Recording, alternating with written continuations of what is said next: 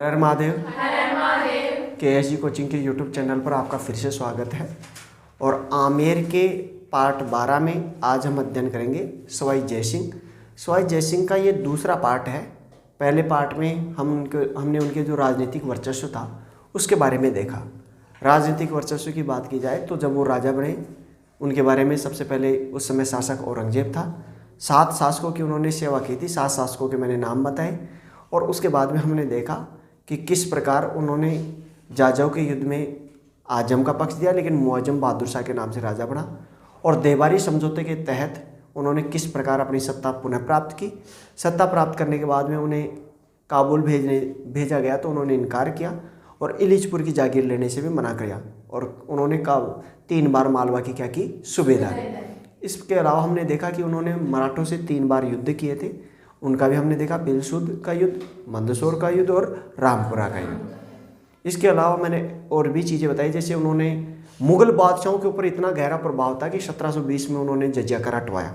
जजिया कर उन्होंने हटाया उनके कहने पर। उसके अलावा गया जी जो तीर्थ कर था वो हटा और इलाहाबाद तीर्थ कर दोनों उनके निवेदन पर हटाए गए।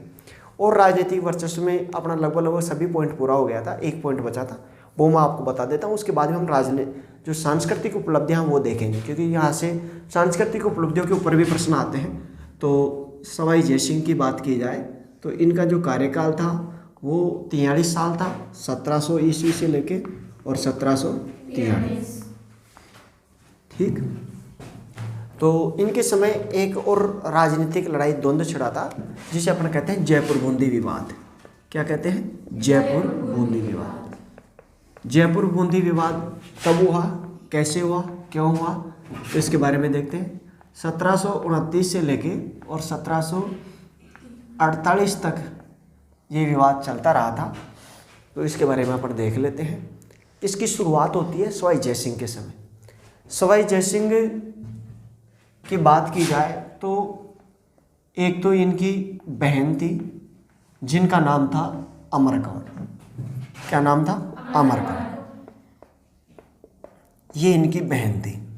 और एक इनकी थी बेटी, और बेटी का नाम था कृष्णा कंवर। बेटी का क्या नाम था?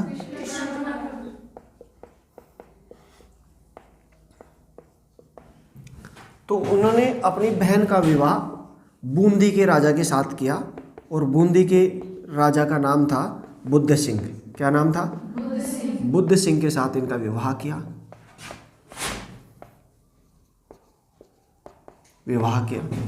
तो दूसरी ओर कृष्णा कंवर का विवाह इन्होंने करवर के जागीरदार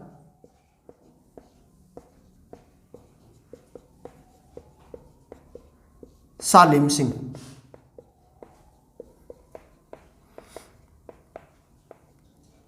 के पुत्र दलेल सिंह से किया।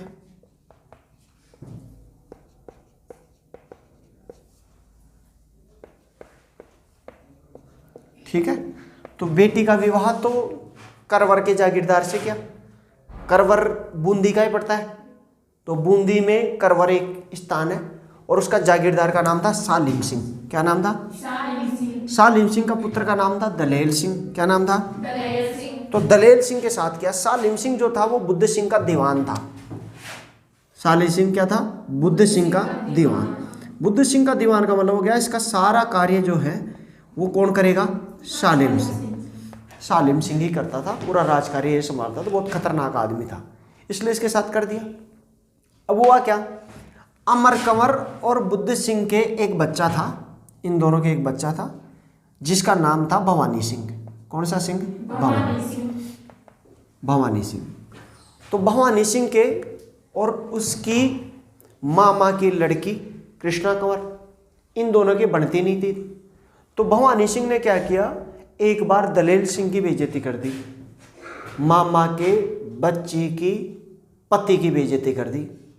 पति की बेइज्जती कर दी तो पति की बेइज्जती कर दी तो बोला कि तुम तो फकीर हो, हमारे मांगने आ जाओ तो रोज के रोज हमारे घर पे झाड़ू पोछा करते हो, तुम्हारी औकात क्या है? इस बात से नाराज होके और दलेल सिंह क्या करता है, अपने जो ससुर जी थे उनके पास जाता है जिनका नाम था जयसिंह। जयसिंह के पास गया तो जयसिंह ने कहा, बोला ठीक है इसका भी इलाज करेंगे। तो 1733 में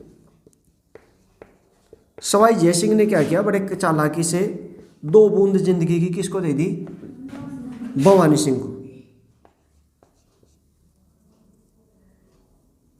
सवाई जयसिंह के सहयोग से भवानी सिंह की हत्या की गई।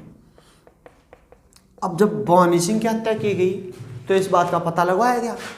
पता लगाया तो लास्ट में ये अमर कंवर को इस बात का पता लग गया कि अपने बेटे का हत्यारा कौन है, अपना भाई। तो कभी भी याद रखना, भाई और बेटे में चुनने की बात आती है तो माँ किसको चुनती है, बेटे को ही चुनती है। भाई का तो केवल साथ ही लेती है, और जब भी ठिकाने को लगाने होता है तो किसके थ्रू लगाती है, बेटे। अब बताओ, पति और बेटे में किसको चुनते, बेटे को। किसको चुनती है, बेटे को। बेटे का कभी बलिदान नहीं करेगी एक माँ, तो बेटे को चुनती है। और ये अब लग जाती है उसके पीछे, किसके पीछे, सवाई जयसिंह के। अब इनके कोई बेटा था नहीं और रानियों के कोई बेटा नहीं था। लेकिन हुआ क्या कि इनकी मृत्यु के कुछ समय बाद में इनके बुद्ध सिंह की अन्य रानी के एक पुत्र उत्पन्न हुआ जिसका नाम था उम्मेद सिंह। बुद्ध सिंह की अन्य रानी से उम्मेद सिंह हुआ, जिसका पक्ष किसने लिया, अमर कंवर ने लिया। किसने लिया, अमर कंवर। अमर कंवर को इल्यूशंस होने लगे कि ये जो उम्मेद सिंह है वो मेरा बेटा ही है, भवानी सिंह ही वापस लौटा है। तो उसी को भवानी सिंह मारने लग गई और ये कही कि मैं इसी को राजा बनाऊंगी। ठीक, तो अब जब माँ जाया भाई आडा नहीं आता तो कौन से भाई काम आते, धर्म के भाई। तो ये धर्म का भाई बनाती है। और 1734 में मराठा सरदार मल्हार राव से ये समझौता करती है। मराठा सरदार मल्हार राव होलकर किससे समझौता करती है, मल्हार राव होलकर के सहयोग से दलेल सिंह को हटाकर किसको नियुक्त किया, उम्मेद सिंह को नियुक्त किया। किसको नियुक्त किया, उम्मेद सिंह।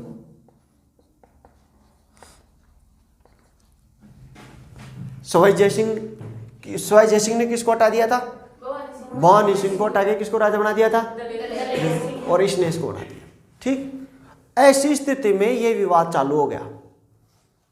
और ये विवाद चालू हुआ तो ये 1748 तक चलता ही रहेगा। फिर राजमहल का युद्ध होगा, फिर लास्ट में जाके ईश्वरी सिंह की मृत्यु होगी, और तब जाके समझौता होगा, ये बनेगा। तो ये विवाद बहुत तगड़ा चला था। इसे जयपुर बूंदी विवाद कहते हैं। ठीक, और जयपुर बूंदी विवाद पे मेंस का क्वेश्चन ज़्यादा आता है, और इसी के कारण मराठों का आगमन हुआ था। तो बूंदी पहली ऐसी रियासत थी, तो 1734 बूंदी पहली रियासत थी जहां मराठों का आगमन हुआ। बूंदी क्या थी, पहली रियासत जिसकी आंतरिक राजनीति में किसने हस्तक्षेप किया था, मराठा।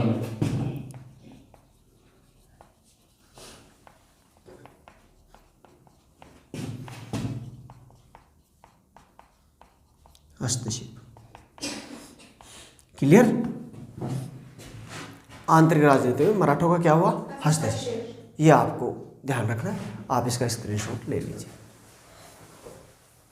अब देखो इनकी सांस्कृतिक उपलब्धियां देखते हैं। तो सबसे पहली सांस्कृतिक उपलब्धि जो इनकी थी 18 नवंबर 1727 जयपुर शहर की स्थापना। ये इनकी सबसे बड़ी और सबसे जबरदस्त उपलब्धि मानी जाती है। स्थापना की थी और जयपुर शहर को अपनी राजधानी बनाया था। क्या बनाया था, जयपुर को अपनी राजधानी बनाने वाला ये शासक था। राजधानी बनाई। इससे पहले राजधानी क्या थी, आमेर। ठीक है, इसकी जो नींव रखी गई थी पंडित सम्राट जगन्नाथ के द्वारा रखी गई थी।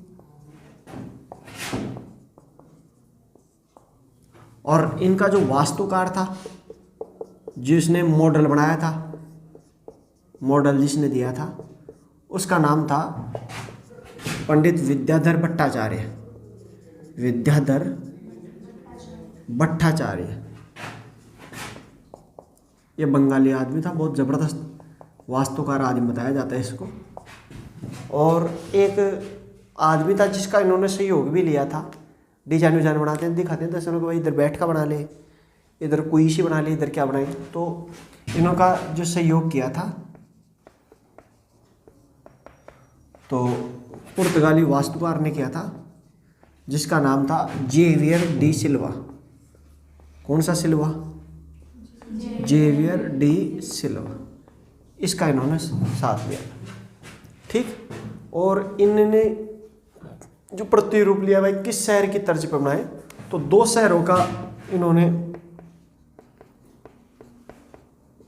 तर्ज ली थी भाई, इनके आधार पे बनाएंगे। एक तो चीन का शहर है जिसका नाम है कैंटीन शहर। कौन सा? Tin, canteen. और एक दूसरा इराक की राजधानी क्या है बड़े वक्त? बगदाद।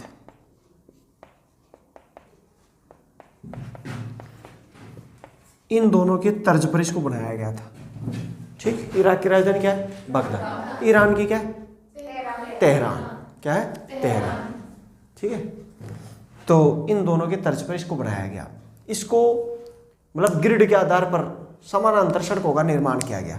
किसका सड़क निर्माण किया गया? समानांतर सड़क।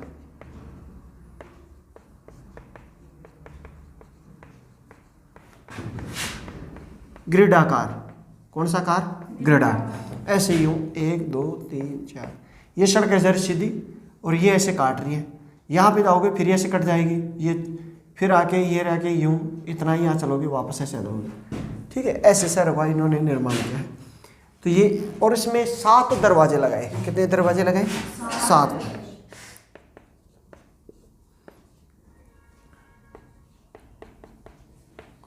परकोटा लगाया। परकोटा का मतलब होता है चारों तरफ से इसको बड़ी बड़ी दीवारों से बंद किया। 7 दरवाजों के नाम भी आपको लिख देते हैं। ये है उत्तर, ये है दक्षिण, ये है पूर्व और ये है पश्चिम। उल्टा ले लो, उल्टा ले लो, उसे क्या फर्क पड़ रहा है? पूर्व, और ये क्या पड़ रहा है? पश्चिम। तो उत्तर में तो अपन जाते हैं जयपुर की तरफ, तो वहाँ जोरावर सिंह गेट आता है। कौन सा गेट आता है? जोरावर सिंह। जोरावर सिंह गेट को ध्रुव गेट भी कहते हैं। कौन सा गेट कहते हैं? ध्रुव गेट। जोरावर सिंह ज़्यादा प्रसिद्ध है, ध्रुव गेट पहले नाम था इसका, कोष्ठक में लिख देता हूँ मैं। दक्षिण में जो है वो है सांगानेरी गेट। सांगानेरी गेट ज़्यादा नीचे जा रहा है तो मैं इसको ऊपर लिख देता हूँ थोड़ा। सांगानेरी गेट ये है दक्षिण में, और सांगानेरी गेट पश्चिम में जो है उसका नाम है चांदपोड़। कौन सा पोड़? पश्चिम में चांदपोड़ है, और पूर्व में है उसका नाम है सूरजपोड़। पूर्व में तो वैसे भी याद रह जाएगा, पूर्व में तो सूरज उदय होता है और पश्चिम में कौन होता है? चांद। ऐसे याद रह जाएगा। ठीक है, और सूरजपोड़ और सांगानेरी गेट के बीच में 2 हैं। एक का नाम है न्यू गेट। कौन सा गेट? New gate. और एक का नाम है अजमेरी गेट। कौन सा गेट? अजमेरी गेट। ये 2 हैं, और इन दोनों के बीच में चांदपोड़ और इसके बीच में एक है जिसका नाम है घाट गेट। कौन सा गेट? घाट गेट। ठीक है, तो इस तरीके से ये सारा बना है, और ये जयपुर शहर है, इसके 7 दरवाजे हैं। इनका आप एक स्क्रीनशॉट ले लो, क्योंकि जोरावर सिंह गेट उत्तर में, दक्षिण में सांगानेरी गेट, पश्चिम में चांदपोड़, पूर्व में सूरजपोड़, और पूर्व दक्षिण पश्चिम में घाट गेट, और दक्षिणी पूर्वी में न्यू गेट और अजमेरी गेट। आप इसका स्क्रीनशॉट ले लें। देखो, इन्होंने कई प्रकार के यज्ञों का निर्माण, कई प्रकार के यज्ञों का आयोजन कराया। यज्ञों का इन्होंने बहुत प्रकार के यज्ञों का आयोजन कराया, और उनमें जैसे महत्वपूर्ण मैं आपको बता दूं,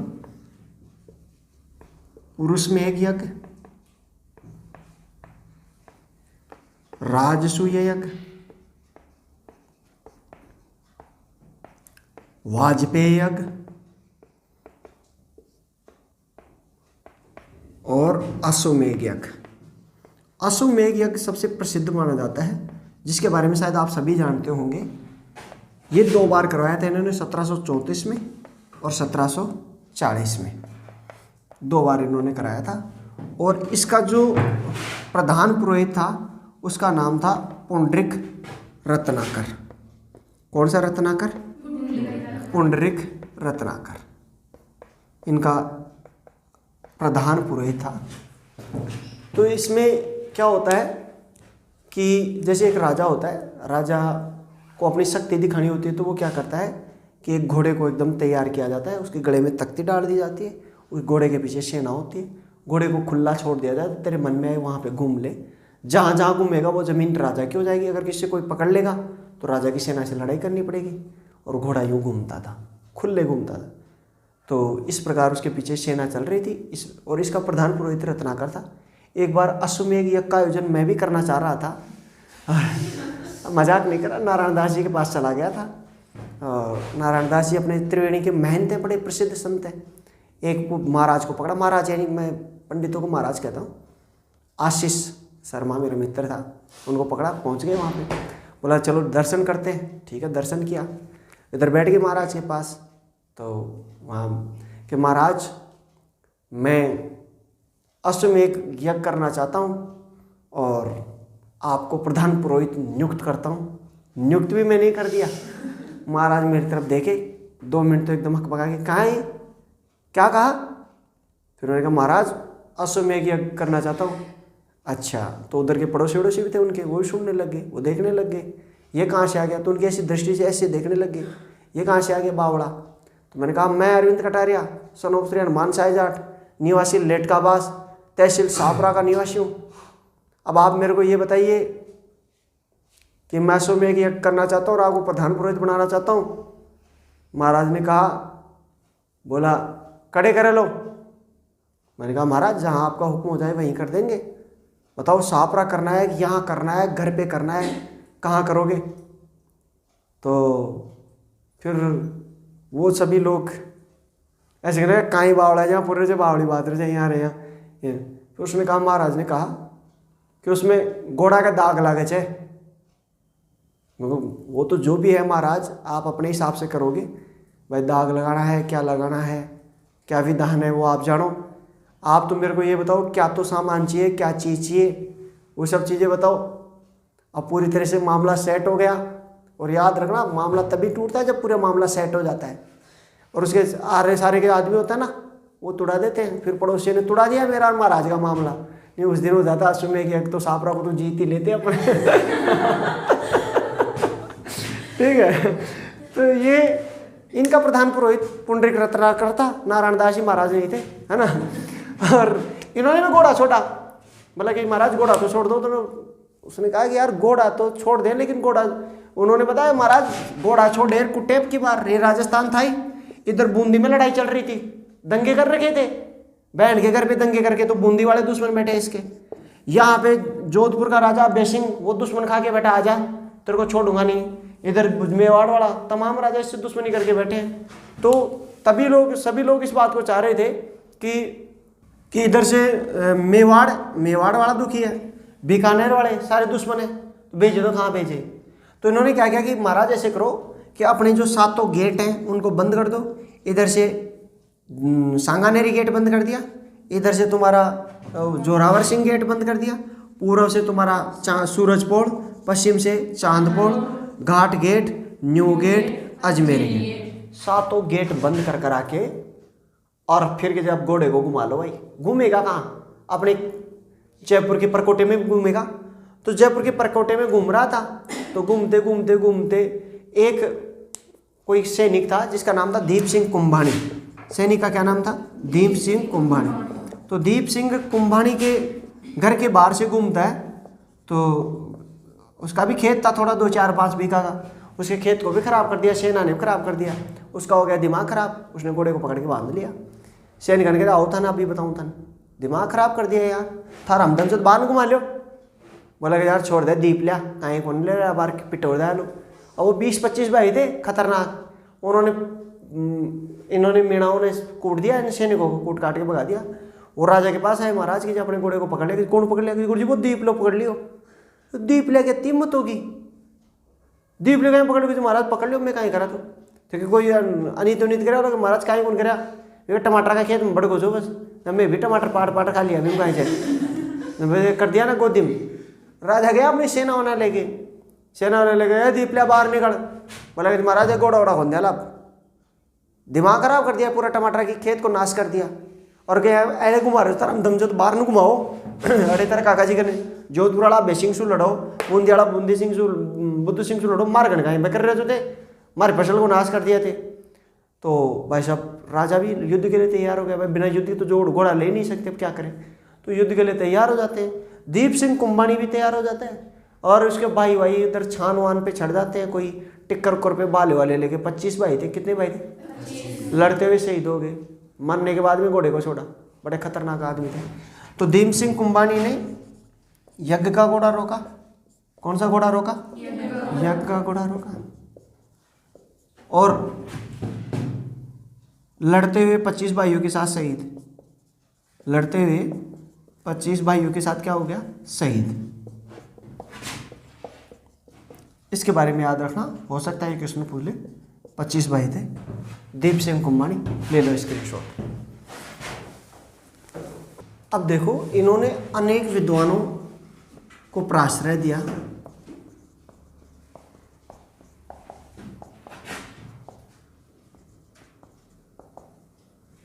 और इसमें एक तो इनके गुरु हैं, 2 प्रसिद्ध गुरु हैं, इनके 2 प्रसिद्ध गुरु रहे। एक तो जो इनके गुरु थे वो थे ज्योतिषी गुरु। कौन से गुरु? ज्योतिषी, जिससे उन्होंने ज्योतिषी सीखी। उनका नाम था पंडित सम्राट जगन्नाथ। और दूसरे इनके आध्यात्मिक गुरु थे, आध्यात्मिक गुरु, और आध्यात्मिक गुरु का नाम था अमीन शाह। अमीन शाह से आपको याद आएगा, जयपुर में एक अमीन शाह नाला है। कौन सा नाला है?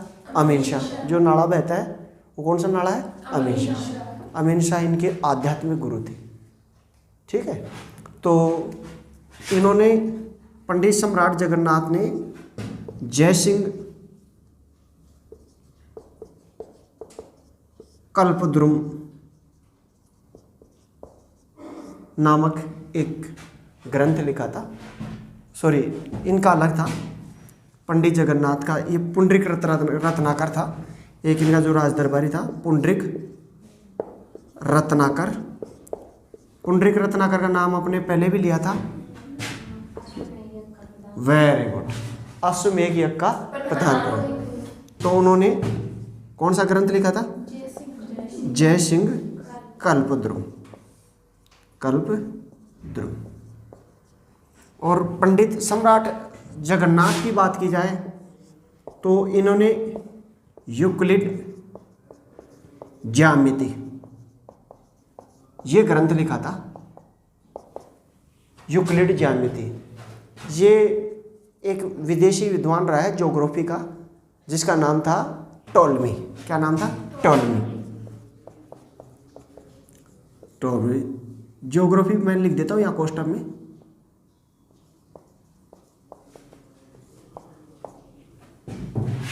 इसकी पुस्तक थी एथमस।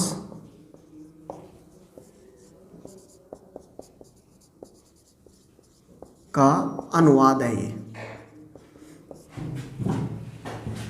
एथमस का अनुवाद है ये पुस्तक, उसका अनुवाद है यूक्लिड ज्यामिति।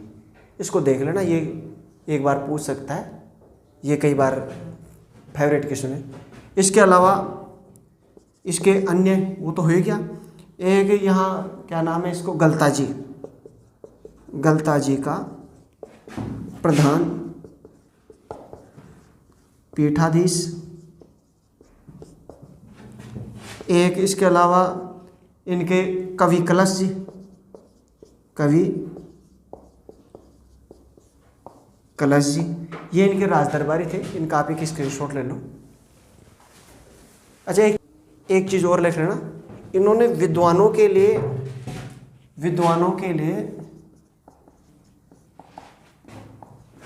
ब्रह्मपुरी बसाया। कौन सा पुरी बसाया? ब्रह्मपुरी। और ये ब्रह्मपुरी में केवल जो थे जयपुर के जो विद्वान थे वही रहा करते थे। ठीक है, ये कवि केवलाराम जी हैं, केवलाराम जी। ठीक है, इसका ले लो। प्रियदास जी महाराज का नाम भी लिख लो। और एक सूरती मिश्र का तो आपने नाम सुना होगा। सूरती मिश्र इनके राज दरबार थे। इनके स्टार लगा लेना, ये क्वेश्चन बन सकता है। और एक इनकी 2 पुस्तक और लिखना, सम्राट सिद्धांत, और दूसरी पुस्तक का नाम है सिद्धांत कौसुतकी।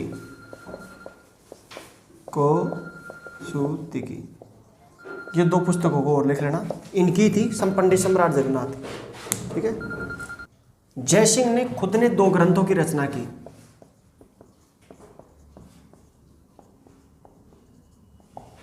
एक जीज मोहम्मद शाही,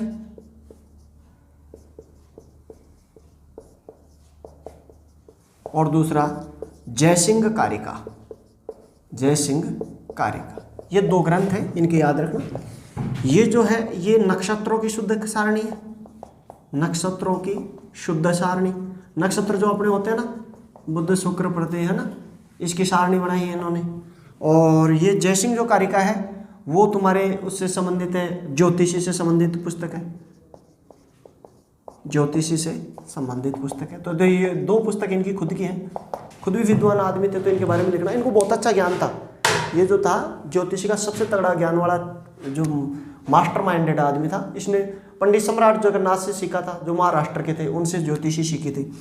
अच्छा, इसके अलावा एक श्री कृष्ण भट्ट था, श्री कृष्ण भट्ट, और उन्होंने राघव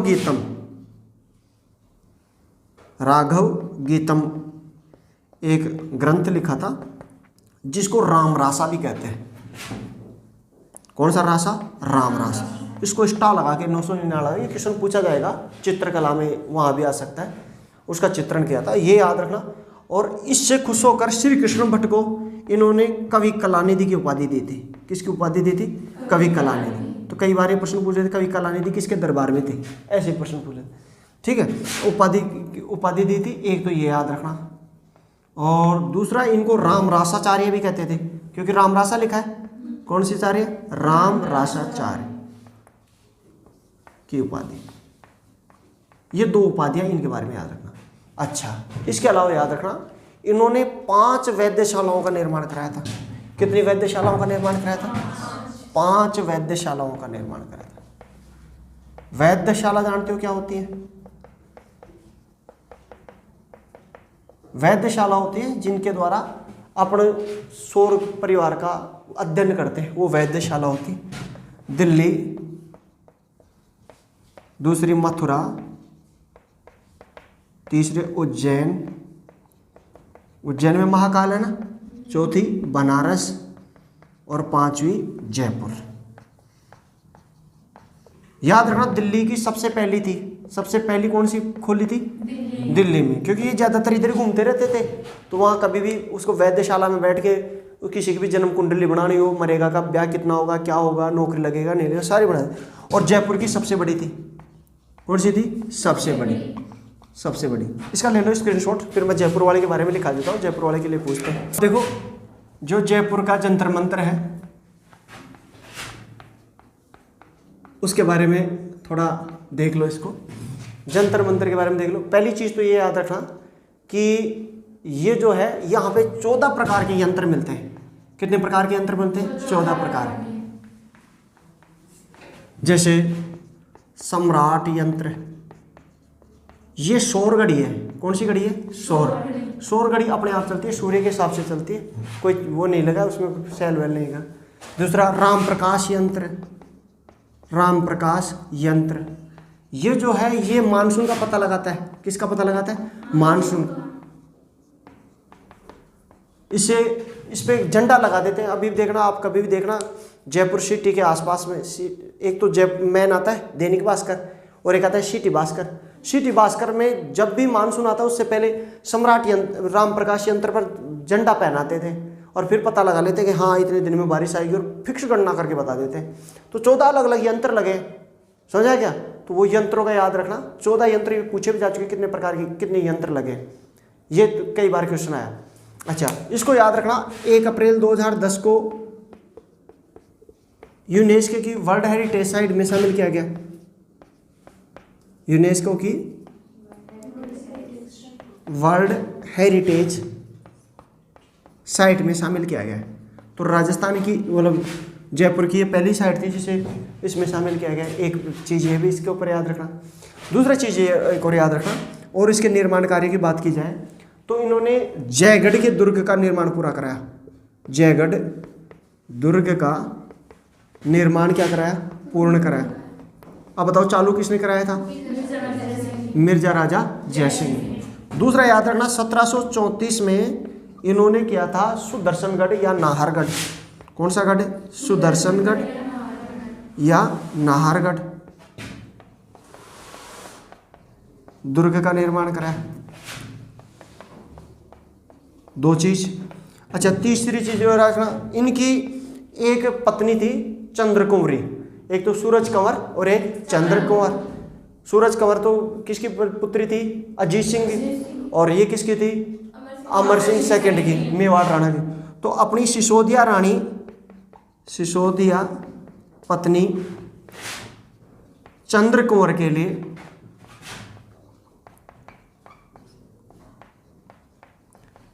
सिसोदिया रानी का महल बनाया। कौन सा महल बनाया?